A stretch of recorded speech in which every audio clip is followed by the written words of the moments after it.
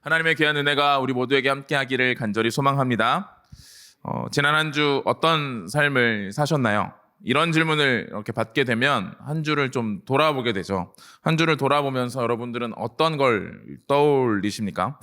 아마 가장 먼저 떠오르는 건 내가 지난주에 뭘 했을까? 어떤 일이 있었을까? 그리고 나는 어떤 일을 행했을까라고 하는 것들, 바로 무엇을 우리가 했는지를 생각할 겁니다. 내가 뭘 했는지를 생각하게 되는 거죠. 또 지난 한 주에 대해서, 나의 삶에 대해서 평가해보고 돌아보자라고 하면 내가 뭘 했는지, 내가 뭘 이뤘는지, 아니면 뭘 하지 못했는지, 이런 것들이 우리의 삶을 평가하는 기준이 되고 그런 것들을 생각해 보기 마련입니다. 제가 이제 그 다이어리를 쓰거든요. 여러분들 다이어리 쓰시나요? 네, 저만 씁니다. 그래서 다이어리를 저는 쓰는데 그 예전에는 이제 그 프랭클린 다이어리처럼 이렇게 스타일, 제가 이렇게 그 비싼 걸 사지는 못하고 이제 그걸 인터넷에서 보고 만들어서 제가 이제 프린트 해가지고 이제 그 뭐죠? 60 펀치로 찍어가지고 이렇게 썼는데 뭘 할지를 계획을 세우고, 그리고 어떤 일을 행할 때 무엇을 행해야 하는지, 무엇을 계획해야 하는지, 그리고 계획에 따라서 어떤 일을 해야 하는지 이렇게 막 A, B, C 이렇게 나눠서 막 이렇게 쓰잖아요. 그렇게 쓰면서 이제 다이어리를 썼습니다. 그렇게 한 2, 3년을 쓴 것 같아요. 그렇게 한 2, 3년을 쓰는데 돌아보니까 2, 3년 동안 뭐 제대로 뭔가 끝내지 못한 것 같고, 계속 할 일은 쌓여 있는 것 같고, 계속 무엇인가 그 내가 미션을 수행하는 것처럼 체크 그래서 체크를 하지 못하면 뭔가 하루를 실패한 것처럼 여겨지고, 그게 미뤄지면 뭔가 내 삶이 약간 뒤처지는 것 같이 여겨지고 막 이런 생각이 드는 거예요. 그래서 좀 여러 가지 다이어리를 쓰는 방식들과 이런 책들을 좀 찾아보면서 좀 방식을 바꿔보자라고 했습니다. 그래서 계획을 세우는 게 아니라 이번에 작년 말부터 이렇게 바꿔서 써봤거든요. 그래서 한 6개월 넘게 지금 쓰고 있는데, 계획을 쓰는 게 아니라 계획은 아주 간단하게 내가 뭘 목표하는지만 쓰고, 그 하루하루의 삶이 어떻게 살았는지를 돌아보면서 그때의 어떤 감정과 생각을 쓰는 방식을 어떤 책에서 추천해 주더라고요. 그래서 6개월을 또 그렇게 썼어요. 그렇게 6개월을 쓰고 있었는데 제가 지금은 쓰지 않습니다. 왜냐하면 또 똑같은 거예요.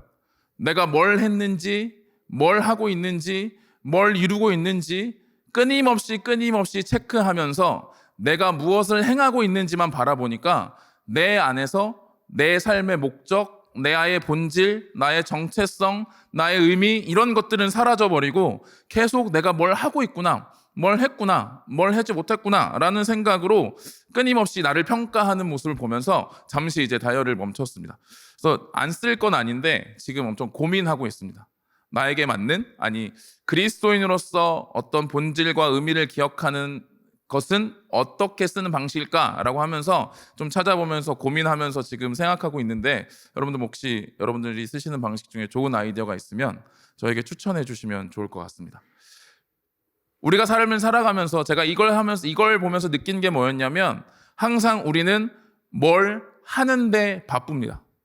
뭘 이뤄내는 게 바빠요. 뭘 해야 하는 게 우리의 목적처럼 여겨지죠.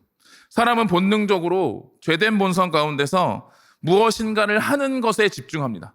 무엇인가를 이루는 것에 집중하고요. 나를 돌아보면서 내가 했나? 그리고 하지 못했나? 그리고 내 존재를 증명하기 위해서 무엇인가를 이루었나라고 생각합니다. 여러분들의 지금 인생의 삶에, 여러분들의 지금 순간을 돌아보십시오. 여러분들의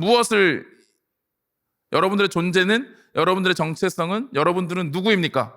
라는 질문을 받는다면 여러분들은 뭐라고 대답하시겠어요?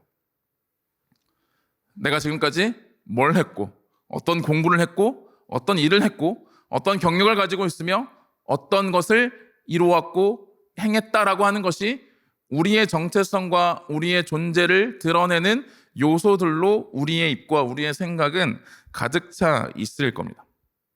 그런데 정말 그런 걸까요? 정말 그런 걸까요? 내가 이루어온 것들이 나를 정말 증명하는 걸까요? 나의 본질과 나의 정체성이 지금 내가 행하고 있는 것들, 내가 이루어온 것들이 그걸 증명하는 것일까? 오늘 설교의 제목은 본질을 잊은 행위에 대하여라는 제목입니다.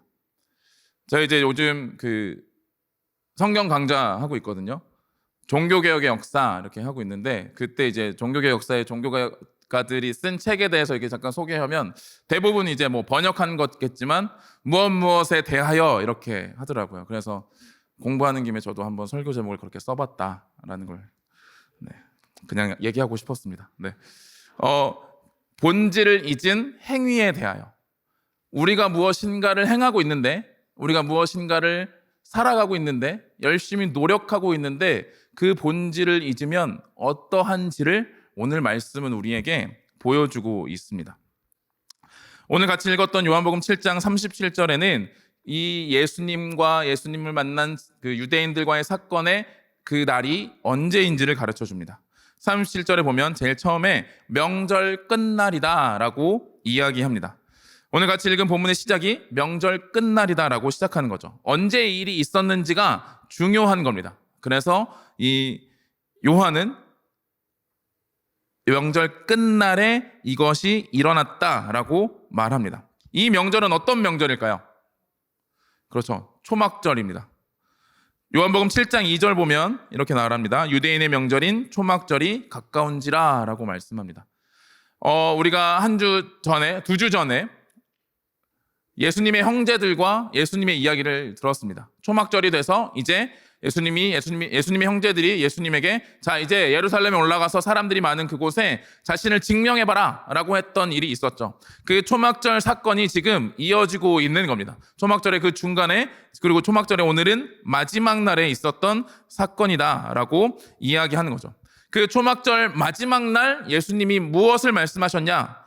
바로 누구든지 목마르거든 내게로 와서 마시라 라고 이야기하셨다는 겁니다. 그러면 왜 예수님은 초막절 마지막 날에 이런 말씀을 하셨을까요?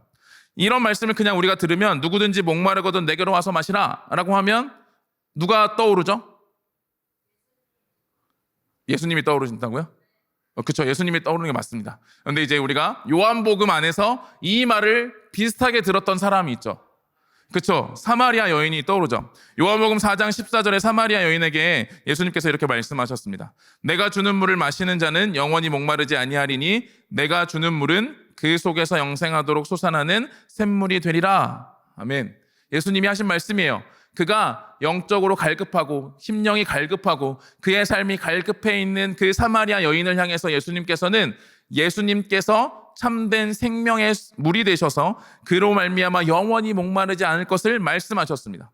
오늘 본문의 내용도 비슷하죠. 누구든지 목마르거든 내게로 와서 마시라 라는 겁니다.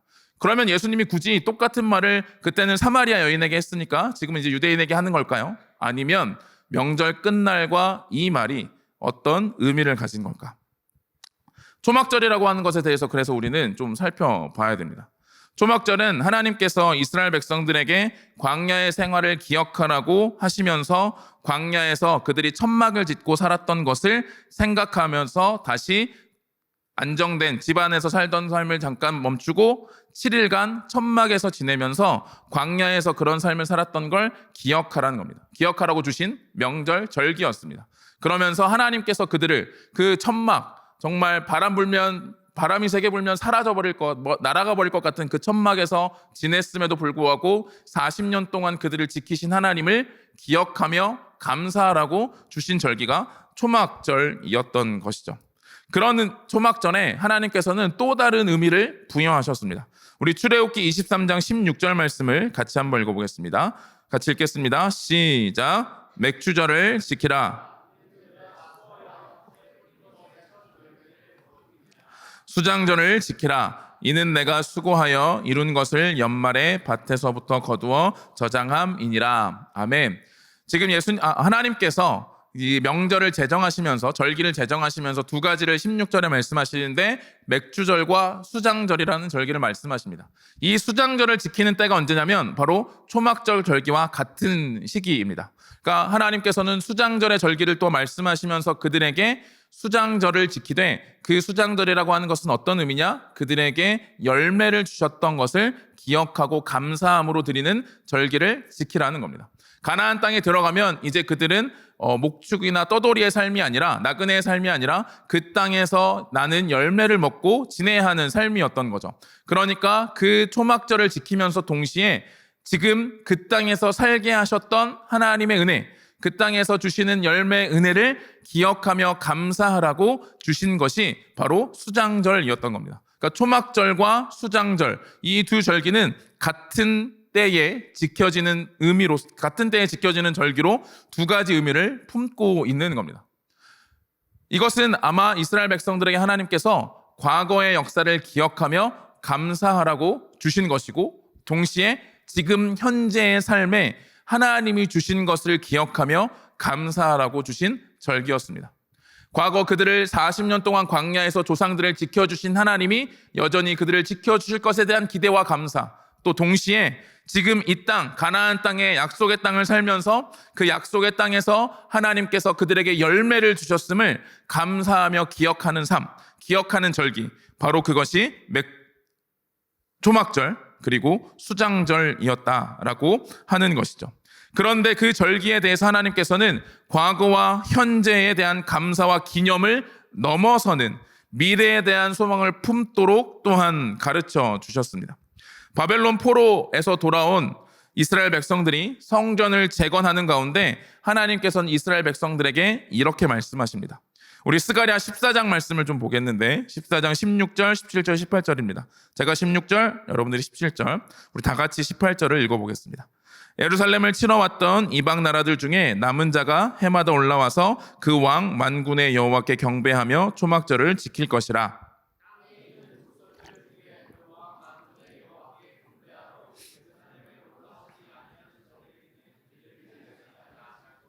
같이 읽겠습니다. 만일 애굽 족속에 올라오지 아니할 때에는 비 내림이 있지 아니하리니 여호와께서 초막절을 지키러 올라오지 아니하는 이방 나라들의 사람을 치시는 재앙을 그에게 내리실 것이라. 아멘.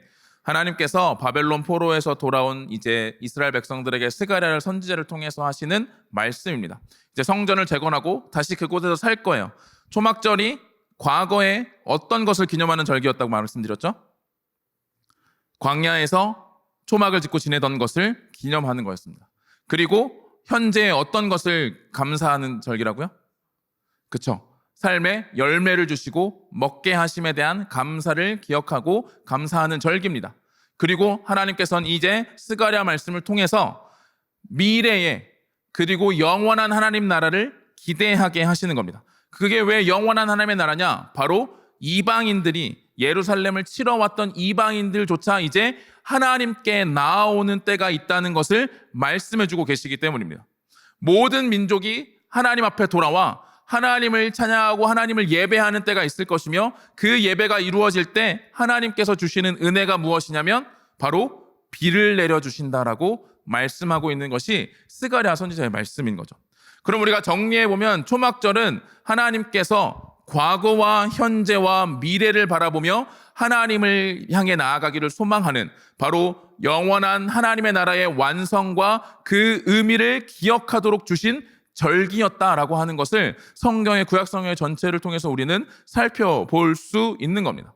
단순히 과거에 그래 예전에 나를 잘 지내게 보호해 주셨지로 끝이 아니라 지금 현재도 그들을 살게 하시는 분이 하나님이시지라고 하는 것을 기억하게 하시고, 또 이것으로 끝이 아니라 영원한 하나님의 나라, 바로 메시아를 통해 이루어질 하나님 나라를 바라보며 그것을 통해 주실 비의 은혜를 소망하며 그 비를 바라보며 나아가는 것이 바로 초막절의 절기였다라는 겁니다. 제가 왜 이거 초막절을 이렇게 길게 설명하냐면, 이스라엘 백성들은 이것을 말씀을 통해 알았습니다. 그리고 이것을 위하여 그들의 예식을 만들고 그 예식을 지켰던 겁니다. 그러니까 초막절이라고 하는 그 절기 동안 그냥 우리 명절이니까 즐겁게 놀자라고 하는 것이 아니라 이 의미를 품고 그들이 행했던 예식이 있었다는 것이죠. 어떤 예식이 있었냐면, 초막절에 제사장이 물통을 하나 가지고 실로암 연못에 갑니다. 그리고 그 실로암 연못에서 물을 길러와요. 물을 길러오고 그 길러온 물을 제단 옆에 그릇이 2개 있는데 하나에 그 물을 붓습니다. 그리고 또 하나에 포도주를 붓습니다. 하나님께서 물을 주시고 그로 인하여 포도 열매를 맺게 하셔서 포도의 열매를 통해 얻게 된 포도주를 하나님 앞에 제단에 드리는 의식을 행했던 겁니다. 그래서 그 제단에 드릴 때 이스라엘 백성들, 성전에 임하신 하나님의 영광이 이제 이스라엘 모든 백성들에게 은혜로 흘러가기를. 뭘 기대할까요, 그러면? 아까 어떤 게 은혜로 주어진다고 그랬죠? 그쵸? 그들은 비를 기대하게 되는 겁니다. 은혜의 비를 기대하며 그 예식을 행하는 것이죠. 초막절 둘째 날부터 일곱째 날까지 매일마다 이 의식을 행했습니다. 물을 길러오고 그 물을 제단 앞에 붓고 포도주와 함께 그것을 제단에 드리며 하나님 앞에 제사를 지니며 그들이 하나님께서 우리에게 은혜의 비를 내리실 때 마지막 회복의 때를 기대하며 나아가는 절기가 초막절이었고 그 예식을 행했다는 것이죠. 그 예식을 행하고 마지막 날 예수님이 말씀하고 계시는 겁니다. 뭐라고요? 누구든지 목마르거든 내게로 와서 마시라. 과거 4장에서 나오는 사마리아 여인에게 하셨던 말씀과는 전혀 다른 차원의 이야기입니다. 그들은 그 예식에서 기대하고 소망하던 그것을 지금 예수님께서 말씀하고 계시는 겁니다. 이 예식을 행하는 모든 완성이 나로 인해 이루어질 것이다. 나로 인해 이루어졌다. 내가 바로 그 물이고 내가 바로 너희에게 비를 은혜로 내릴 바로 그 메시아, 하나님의 나라를 회복할 메시아라는 사실을 예수님은 크게 외쳐 선포하고 있는 장면이 바로 요한복음 7장 37절의 말씀이라는 것이죠. 그런데 그들의 반응은 어떻습니까? 우리가 같이 읽었던 것처럼 아무런 것도 깨닫지 못하고 예수님이 갈릴리 출신이냐 아니냐, 그가 그리스도가 맞냐 아니야, 선지자에 불과할 거야 라고 하면서 서로 쟁론하고 논쟁하고 싸우고 있을 뿐입니다. 심지어 예수님을 조금 편들었다고 이야기하는 것처럼 보이는 니고데모에게는 야, 너도 갈릴리 출신이냐? 라고 되묻고 있습니다. 그러니까 이거 그런 거죠. 야, 너도 그 편이야? 말하는 거 보니까 너도 같은 편이네? 뭐 이런 모습을 보여주고 있는 거죠. 그들은 7일간 초막절을 지켰습니다. 그 예식을 6일 동안 행했습니다. 그런데 그 예식의 본질이신 예수 그리스도가 눈앞에 있음에도, 그리고 예수님께서 그것을 선포하고 말씀하셨음에도 그들은 깨닫지 못했습니다. 그리고 여전히 우리가 앞에 봤던 그 사람들처럼 끊임없이 자신들의 생각과 자신들의 사상과 자신들의 신념과 자신들의 경험으로 예수님을 판단하고 있었다는 것이죠. 이것은 우리에게 분명한 하나님의 뜻을 가르쳐 주고 있습니다. 그들은 매년 반복되는 초막절에, 매번 드리는 예식에, 매번 드리는 제사에 익숙해져 갔습니다. 그들도 처음부터 그러진 않았을 겁니다. 이 의식을 행하는 것이 어떤 의미인지 알고, 그 스가랴 선지자를 통해 주신 하나님의 말씀이 무엇인지를 알고 그들에게 기대함이 있고 그 기대함을 가지고 예식을 진행하고 행했을 겁니다. 그런데 반복되는 예식 속에 그 반복이 지속되어져 갈 때 그들은 본질을 잊고 예식을 행위로서만 진행하고 있었다라는 것이죠.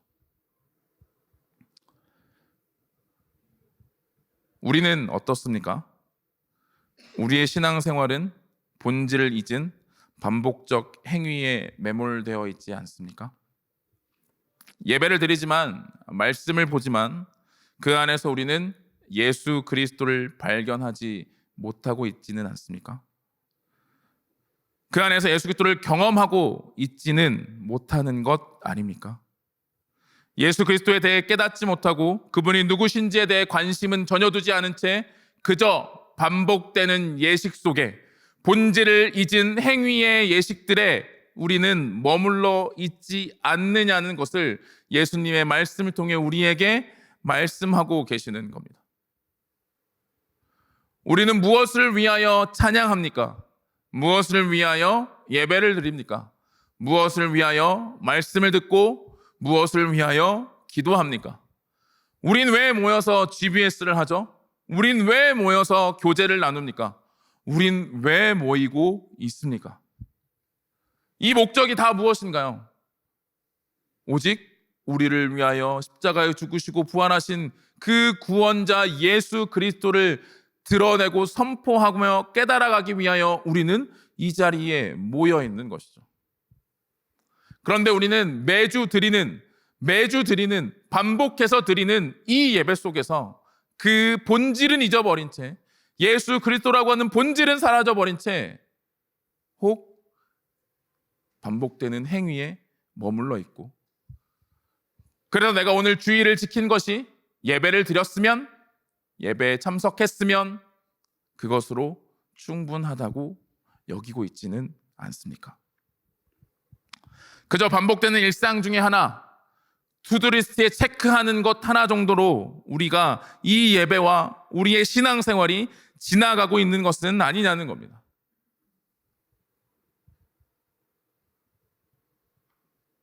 예수 그리스도를 더 확신하고 예수 그리스도를 더 알아야 되고 예수 그리스도를 더 깊이 경험하는 예배, 경험하는 말씀, 경험하는 찬양, 경험하는 기도가 되지 않는다면 우리는 본질을 잊은 행위를 끊임없이 반복하고 있을 뿐입니다. 그래서 우리의 삶 속에 아무런 영향력이, 예수 그리스도에게 나타나는 아무런 영향력이 존재하지 않고 주일은 그저 반복되는 종교 활동에 불과한 것에 머물러 있을 수 있다는 것이 오늘 예수님의 말씀을 통해, 이 말씀을 통해 우리에게 보여주는 내용이라는 것이죠. 네, 말씀이 만약 이 설교의 자리에서 선포되는 말씀이 예수 그리스도에 대한 것이 단 하나도 없다면 그건 제 잘못입니다.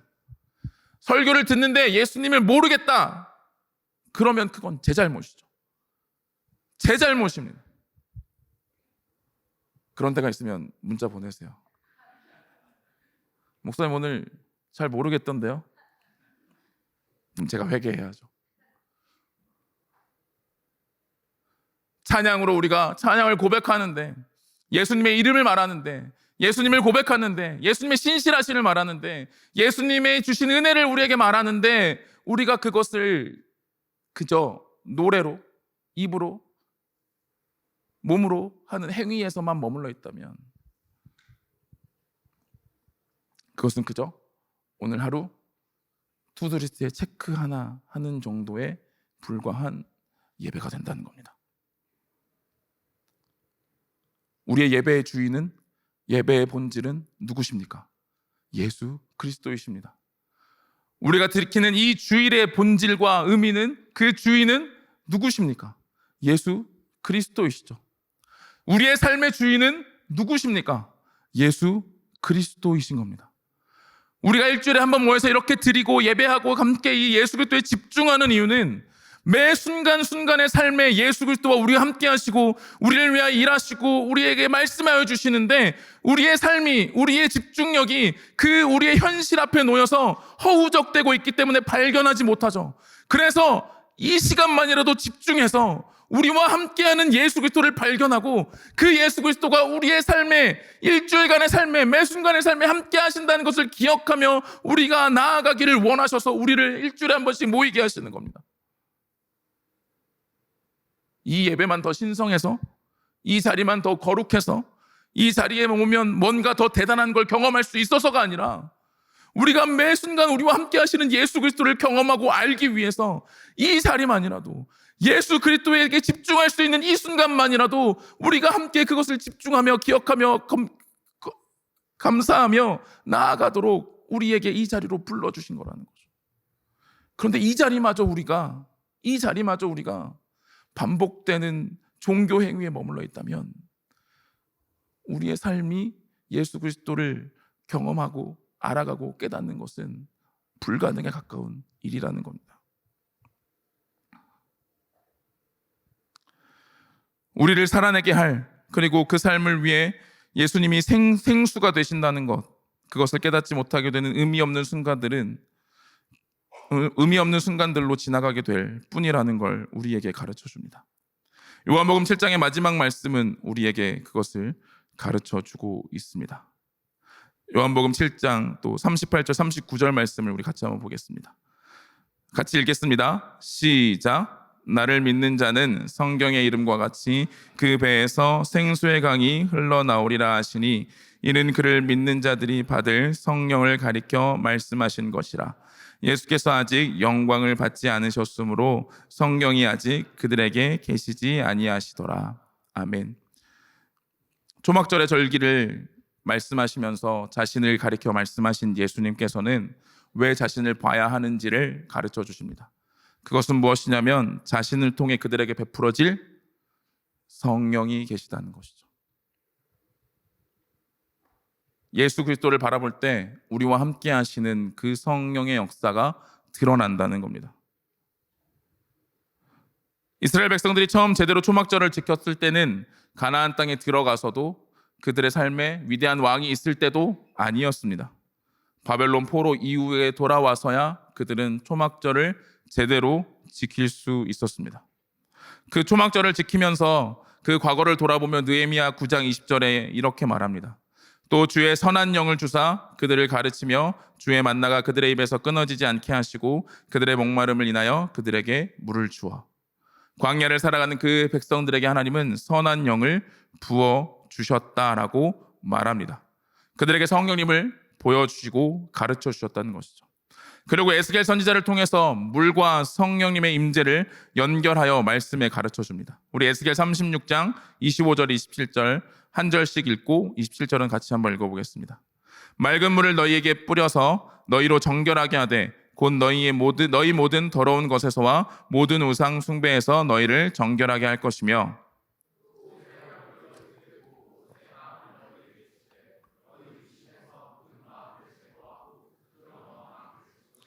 같이 읽겠습니다. 또 내 영을 너희 속에 두어 너희로 내 율례를 행하게 하리니 너희가 내 규례를 지켜 행할지라. 아멘. 예수님을 발견하고 초막절을 지키는 초막절의 절기를 지키는 이스라엘 백성들이 기대한 게 뭐라고 그랬죠? 비였습니다. 은혜의 비.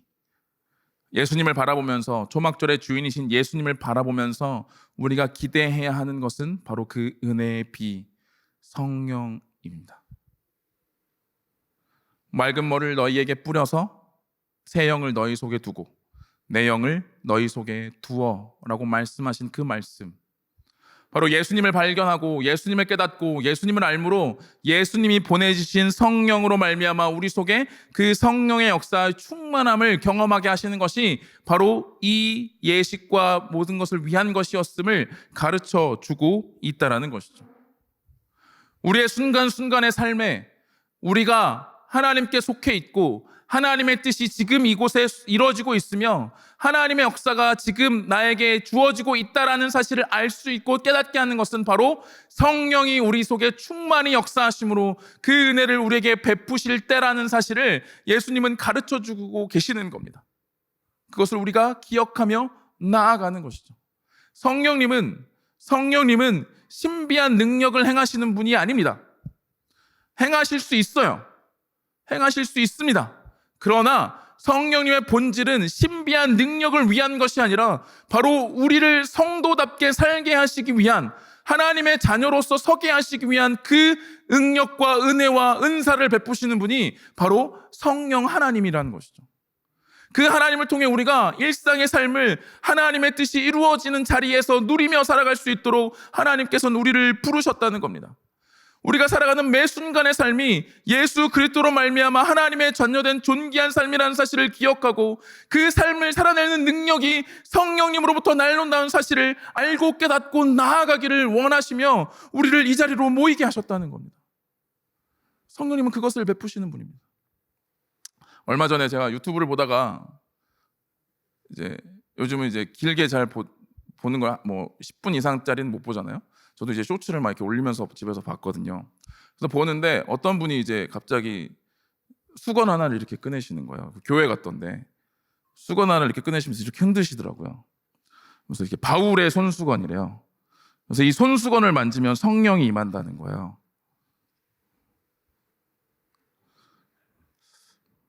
부럽다고 해야 되는지 뭐라고 해야 되는지 모르겠어요. 성령님은 그런 분이 아닙니다. 성령님은 우리가 부리는 분이 아니에요. 성령님의 역사를 통해서 우리가 순간순간이 하나님의 자녀임을 기억하며 우리의 삶에 처해 있는 상황들과 환경들이 아무리 어렵고 힘든 상황이라 하여도 내가 하나님의 자녀이고 성령이 나와 함께 하시기에 내 삶은 영원히 하나님께서 인도하시는 삶이라는 것을 굳게 믿으며 그 산을 넘어가는, 그 산을 평지로 바꾸시는 하나님의 역사를 기대하며 나아가는 것이 성령께서 우리에게 주시는 은혜와 은사들이라는 거죠. 그걸 우리에게 가르쳐 주시고 알기를 원하시는 겁니다. 그걸 우리가 기억하며 삶을 나아가기를 하나님께서는 원하고 계신다는 겁니다.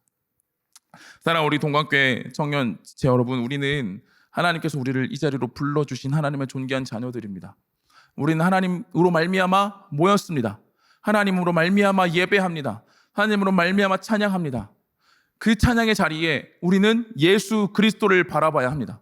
이 모든 예배의 자리의 주인은 예수 그리스도이시기에, 우리의 주일의 주인은 예수 그리스도이시기에, 그것을 기억하고 그것을 경험하지 못하면 우리의 삶은 또다시 무너지는 삶이 될 수 있기에 우리는 그것을 기억하고 기대하고 소망하며 이 자리에 나아와야 하는 겁니다. 때론 그럴 수 있습니다. 찬양을 하는데 찬양이 들려지지 않고요. 말씀을 설교하는 자리에 지루하고 힘들어서 졸리기도 하고요. 어떤 분이 그러더라고요, 저한테. 요한복음 ASMR을 올리면 잠을 못 자는 청년들에게 굉장히 큰 도움이 될 거다. 제 목소리가 이제 약간 졸린 목소리니까. 그럴 수 있습니다. 네, 예배 자리에 그럴 수 있죠. 그럼에도 불구하고 이 모든 내용을 다 알아듣지 못해도, 찬양의 가사가 다 내 찬양처럼 들리지 않아도 단 한 번, 단 한순간, 단 1초, 단 10초라도 예수 그리스도를 마음에 품고 돌아가는 예배 되기를 간절히 소망합니다. 네, 오늘의 말씀이 전부 다 이해되지 않아도 괜찮습니다.